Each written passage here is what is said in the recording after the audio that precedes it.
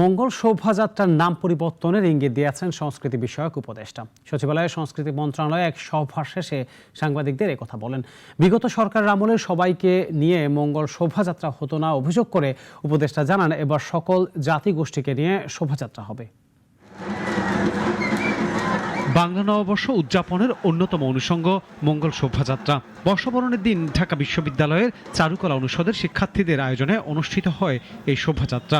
1989 সালে স্বৈরাচার এরশাদের বিরুদ্ধে সাধারণ মানুষের ঐক্য ও অপশক্তির অবসান কামনা করে প্রথমবারের মতো এই শোভাযাত্রা অনুষ্ঠিত হয়। শুরুতে এর নাম ছিল আনন্দ শোভাযাত্রা।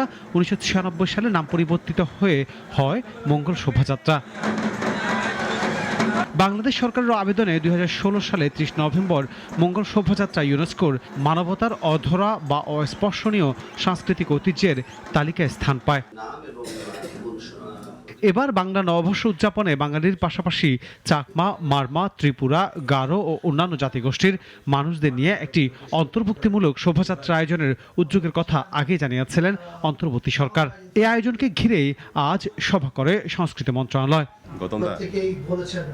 সভা শেষে সংস্কৃতি উপদেষ্টা মোস্তফা সরোয়ার ফারুকী বলেন, সমাজ থেকে কোনো সংস্কৃতিকে বাদ দেয়া মঙ্গলজনক নয়। এবারের শোভাযাত্রায় সত্যিকার অর্থে পরিবর্তন দেখতে পাবে মানুষ, নতুন রং, গন্ধ, সুর পাবে জানিয়ে উপদেষ্টা বলেন, কি নামে শোভাযাত্রা হবে কালকে আরেকটি সভা করে সিদ্ধান্ত হবে। কি নামে এই শোভাযাত্রা হবে সেটা আগামীকালকে একটা সভা আছে, সেখানে ঠিক হবে। দ্বিতীয় আরেকটা কথা বলতে চাই আমি আপনাদেরকে, সেটা হচ্ছে এই যে এবারের দুইটা জিনিস। সেটা হচ্ছে মঙ্গল শোভাযাত্রার কথা যদি বলি, মানে অনেক হিস্টোরিক টার্ম, এটা কিন্তু মঙ্গল শোভাযাত্রা নামে শুরু হয়নি, আপনি জানেন নিশ্চয়ই। এটার নাম ছিল আনন্দ শোভাযাত্রা। মোস্তফা সরোয়ার ফারুকী বলেন, নাম পরিবর্তন হলেও ইউনেস্কোর স্বীকৃতির কোনো সমস্যা হবে না। ইউনেস্কো শোভাযাত্রাকে স্বীকৃতি দিয়েছিল বলেও জানান তিনি। ইউনেস্কো এই শোভাযাত্রাকে স্বীকৃতি দিয়েছে এবং ইউনেস্কো আগামীবার জানবে এই শোভাযাত্রা আরো বড় হয়েছে, আরো ইনক্লুসিভ হয়েছে।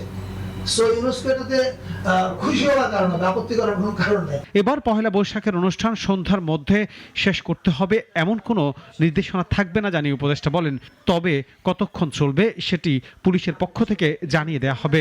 সরকার নিরাপত্তার ব্যবস্থা করবে, কিন্তু আমরা বিশ্বাস করি আগে যেরকম সামনের র্যাপ পিছের র্যাপ দিয়ে মিছিল করতে হতো সেটা করতে হবে না। বাংলাদেশের মানুষ, এটা তাদের সবার উৎসব। এবার সবার অংশগ্রহণ হচ্ছে, সব রাজনৈতিক দল, সাংস্কৃতিক দল সবাই মনে করে এটা তাদের উৎসব, তারা প্রত্যেকে অংশ নেবে। এবার চৈত্র সংক্রান্তিতে শিল্পকলায় রক স্টার অনুষ্ঠিত হবে, আর 14 এপ্রিল সংসদ ভবনের সামনে হবে সাংস্কৃতিক অনুষ্ঠান ও ড্রোন শো। এই আয়োজনে চীনা দূতাবাস সহযোগিতা করবে বলেও জানান উপদেষ্টা। এগুলো নিয়ে পুলিশ একটা নির্দেশনা দিবে। আনোয়ার হোসেন, নাগরিক, ঢাকা।